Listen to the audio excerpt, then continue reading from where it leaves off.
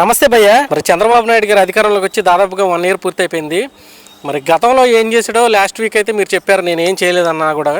మరి ఈ వారం కూడా ఏదో చేసాడని చెప్పేసి మీరు మాట్లాడుతూ ఉన్నారు.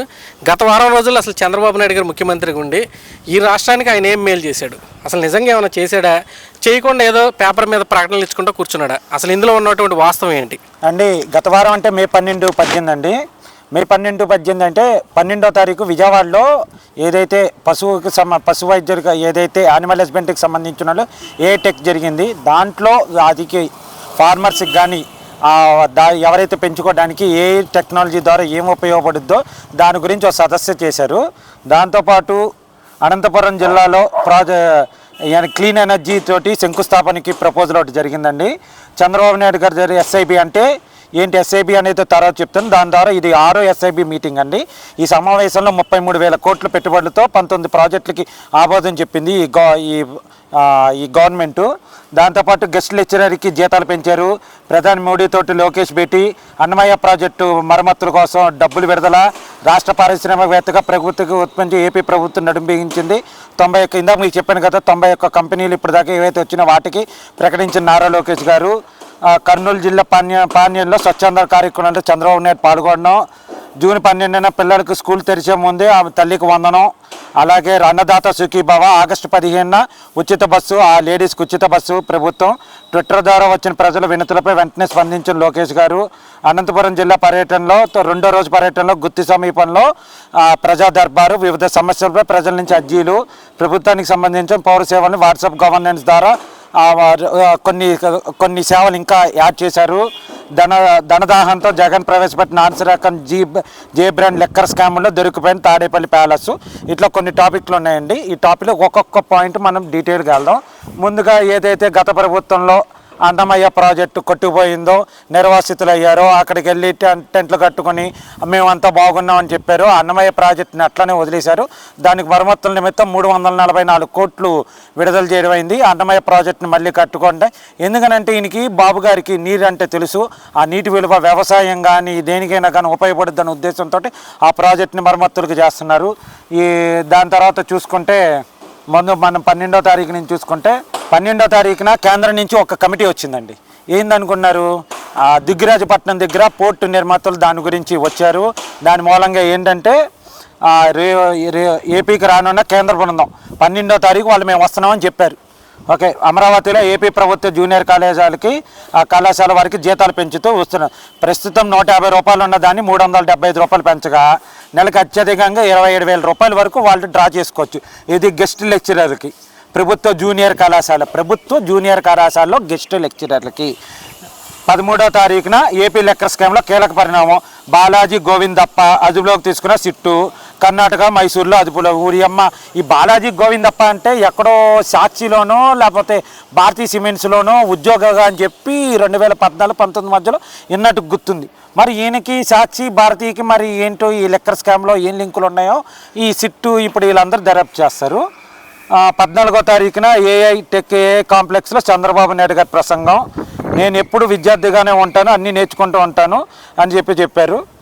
నూతన ఆవిష్కరణలో వారి ఆలోచనలు వింటూ చంద్రబాబు గారు స్పందించిన తీరు, ఆయన ఆలోచనలు, ఆయన పరిజ్ఞానం ఏంటో అర్థం అవుతుంది.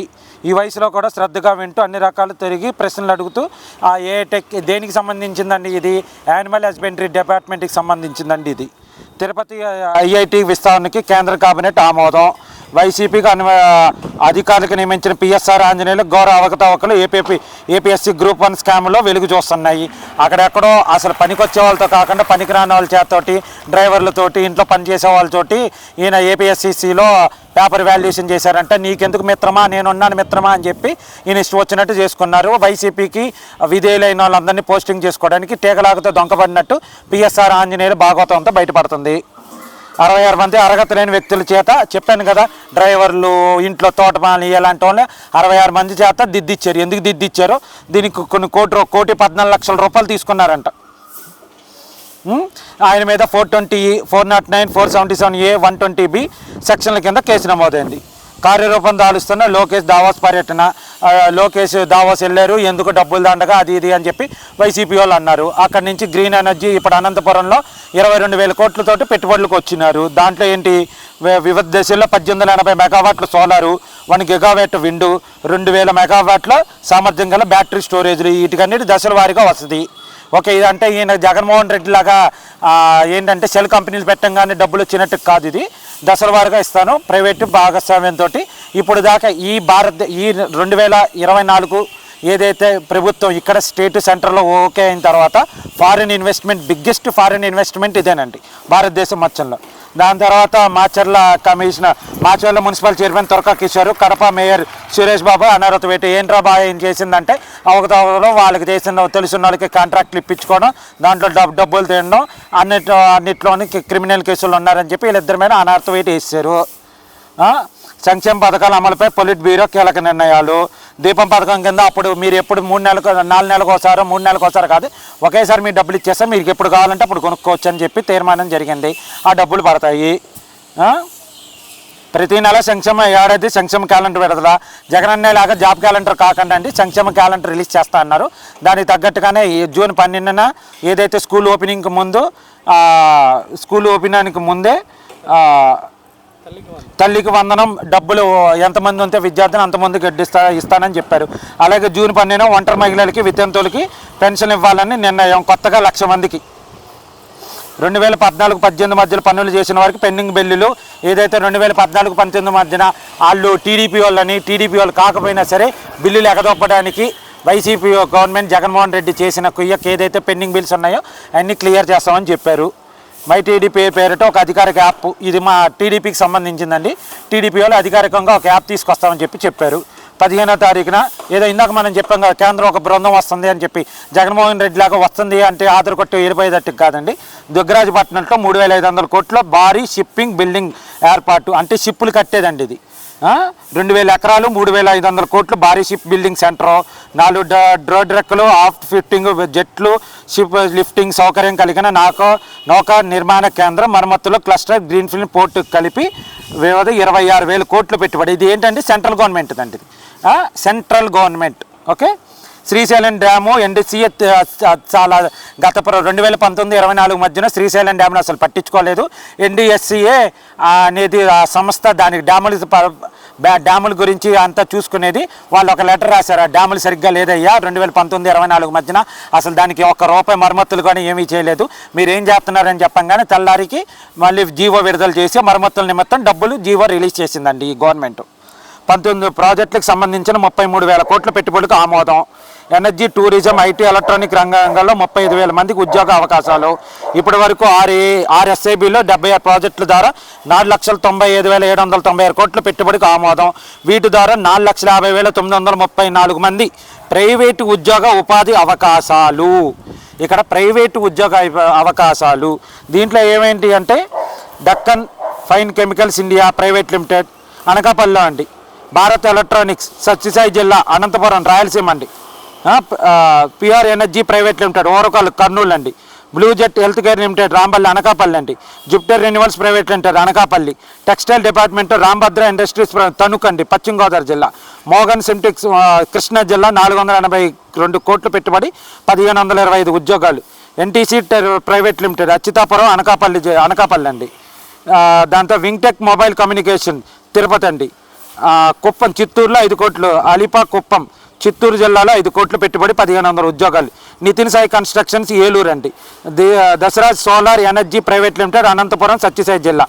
ఇట్లాగా టూరిజంలో చూసుకుంటే Bengal ultimate resorts private limited తిరుపతిలో 150 కోట్లు పెట్టుబడి 350 ఉద్యోగాలు, Sravanthi hotels and resorts Tirupati 327 కోట్లు పెట్టుబడులు 570 ఉద్యోగాలు, Varun hospital private limited Visakhapatnam 899 కోట్లు పెట్టుబడి 1,300 ఉద్యోగాలు, IT department Deccan air condition India private limited Sri city Tirupati, Sunpharm phonetics India private limited Kurnool 1,057 కోట్లు 622 ఉద్యోగాలు. ఇవన్నీ ఎక్కడ అమరావతిలో పెట్టట్లేదు, ఓకే, ఎక్కడ వైజాగ్లో పెట్టట్లేదు, అన్నీ కూడా రాష్ట్రంలో ఉన్న ఉమ్మడి 13 జిల్లాల్లోని కర్నూలులో పెడుతున్నారు, తిరుపతిలో పెడుతున్నారు, అనంతపురంలో పెడుతున్నారు, తణుకులో పెడుతున్నారు, విశాఖపట్నంలో పెడుతున్నారు, ఏదైతే బొత్స సత్యనారాయణ ఉత్తరాంధ్ర వెనకబడి జిల్లాల్లో పెట్టుబడులు తీసుకొచ్చారు, ఏదైతే కర్నూలులో రాయలసీమకి అన్నారో అక్కడ పెట్టుబడులు తీసుకొచ్చారు, ఏదైతే అనంతపురంలో ఉన్నారో అక్కడ పెట్టుబడులు తీసుకొచ్చారు, ఏదైతే చిత్తూరు జిల్లాలో ఉన్నారో అక్కడ కూడా పెట్టుబడి పెడుతున్నారు. అంటే కృష్ణా గుంటూరు జిల్లాలకి ఏదైతే అమరావతి ఎట్లయితే ఉందో, మిగతా నెల్లూరు శ్రీ సిటీ ఎట్లయితే ఉందో 13 జిల్లాలకి, ఉమ్మడి 13 జిల్లాల్లో కూడా పెట్టుబడులు పెడుతున్నారండి. అనంతపురం జిల్లా ఏదైతే లోకేష్ గారు దావోస్లో చెప్పారు కదా, 16వ తారీఖున అనంతపురం జిల్లా గుంతకల్ నియోజకవర్గంలో అక్కడ ఇండియాస్ లార్జెస్ట్ FDI ఏదైతే చెప్పామో సోలార్ విండ్ బ్యాటరీ దశల వారీగా 22,000 కోట్ల పెట్టుబడులతోటి అక్కడ పెట్టబోతున్నారండి. దానికి శంకుస్థాపన చేశారు. అనంతరం గుర్తించిన నియోజకవర్గంలో ప్రజా దర్బార్ నిర్వహించి ప్రజల దగ్గర నుంచి వాళ్ళ సమస్యలు ఏదైతే 2019-24 మధ్యన జగన్మోహన్ రెడ్డి చేత హింసించబడిన వాళ్ళందరూ ఏదైతే ల్యాండ్ డాక్యుమెంట్స్లో ఇబ్బంది ఉన్న వాళ్ళన్నారు, వాళ్ళందరూ వచ్చి ఆయన అక్కడ అర్జీలు ఇచ్చి సమర్పించుకున్నారండి.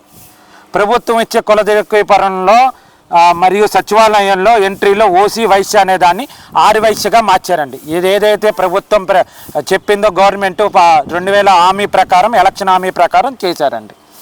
ఏఆర్ డైరీ మన జగన్మోహన్ రెడ్డి భస్మాసురు గుర్తుకొచ్చారు కదా, భస్మాసురు ఏం చేస్తాడు, చేయట్లేస్తే భస్మం అయిపోతాడు కదా, మనోడు ఎవరితో అయ్యా పెట్టుకుంటే అది సంకనాయకపోయినట్టే.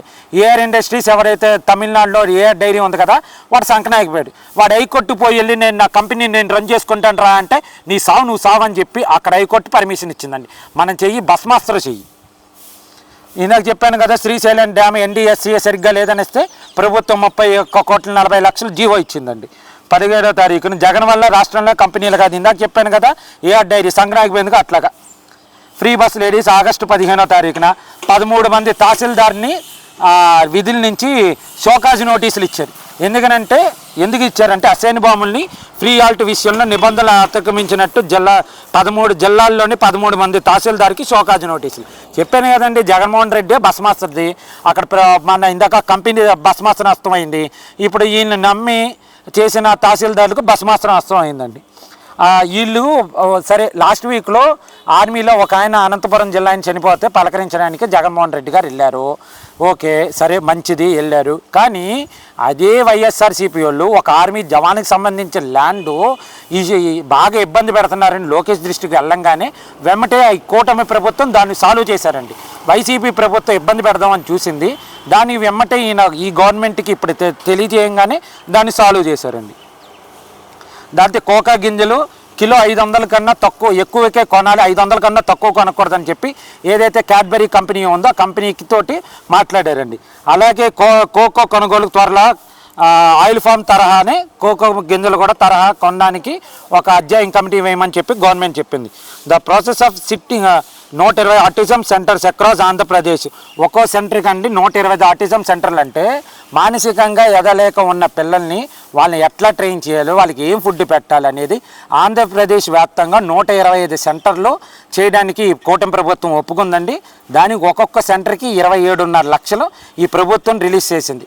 వాళ్ళకి ఏం ఫుడ్ పెట్టాలి, వాళ్ళతో ఎట్లా ఉండాలి ఏంటి అనేది అంత మైనర్లో కూడా ఈ ప్రభుత్వం ఇంత ఆలోచించి చేస్తుంది.